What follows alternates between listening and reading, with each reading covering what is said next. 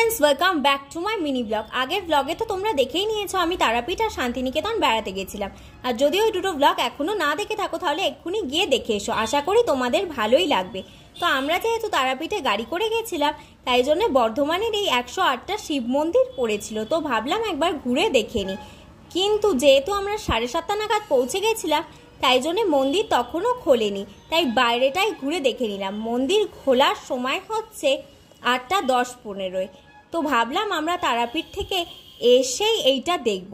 তো তারাপীঠ যাওয়ার পথে এই শিব মন্দিরটাও পড়েছিল, আমরা অবশ্য ঢুকিনি। এই মন্দিরটাও খুব সুন্দর ছিল। তো যেমন ভাবা তেমন কাজ, তারাপীঠ ঘুরে শান্তিনিকেতন ঘুরে আমরা সন্ধ্যার সময় চলে এলাম বর্ধমানের এই 108টা শিব মন্দির ঘুরতে। তো এই মন্দিরে ঢোকার জন্য প্রবেশ মূল্য নেয় মাত্র 2 টাকা। আর মন্দিরটা দেখো, ঢুকে দেখলাম কি পরিষ্কার পরিচ্ছন্ন, বাইরেটাও অবশ্য খুবই পরিষ্কার আর পরিচ্ছন্ন। তো প্রথম শিবলিঙ্গটা দর্শন করে নিলাম, খুবই সুন্দর। আর এই দরজাটা আমি ঠিক জানি না, কিন্তু মনে হলো রূপোর। আমি শুনেছিলাম যে এই শিব মন্দিরের নাকি দরজাগুলো রূপোর, কিন্তু আমার মনে হয় সব কটা না, প্রথমটারই দরজাটা রূপোর।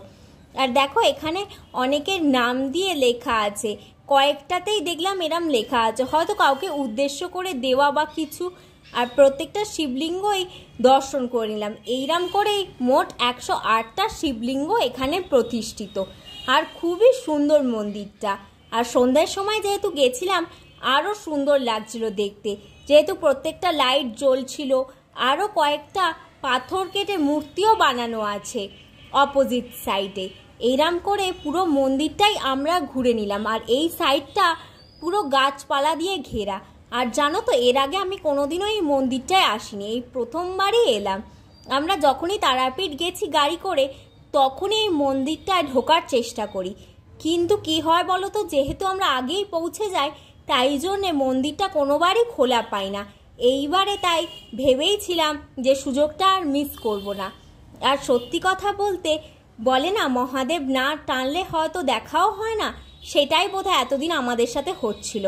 আমরা যখন ফিরতাম তখনও খোলা পেতাম না, এই প্রথমবার এমন হলো যায় আমরা মন্দির খোলা পেয়েছি। তো এইবারেই সুযোগ হয়ে গেল মন্দিরটা ঘুরে দেখার। আর দেখো কি সুন্দর পাথরের মধ্যে কাজ করা দিয়ে মূর্তি বানানো, খুবই সুন্দর লাগছে। এটা বোধহয় শিবের কোলে গণেশ। আর এইখানটা একটা পার্কের মতো করে করা আছে, নন্দী পার্ক নাম দিয়েছে। এখানে মহাদেব আর সামনে নন্দী বসে আছে, খুব সুন্দর লাগছে। আর মন্দিরটা সত্যি পরিষ্কার পরিচ্ছন্ন। তো মন্দিরের বাইরে এই ফুচকাওয়ালাটা বসেছিল, আর ভিড় দেখে আমি কনফিডেন্স পেয়ে গেলাম যে এর ফুচকা ভালোই হবে, তাই জন্যে আমি ফুচকাটা খেয়ে নিলাম। আর সত্যি ভালোই ছিল।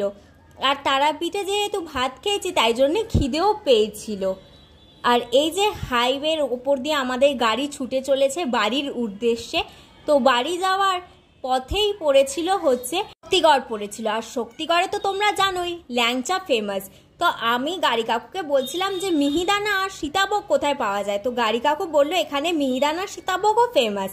তাই জন্য আমরা যেই দোকানটায় চা খেতে নেমেছিলাম সেই দোকানেই দেখলাম মিহিদানা আর সীতাভোগ আছে।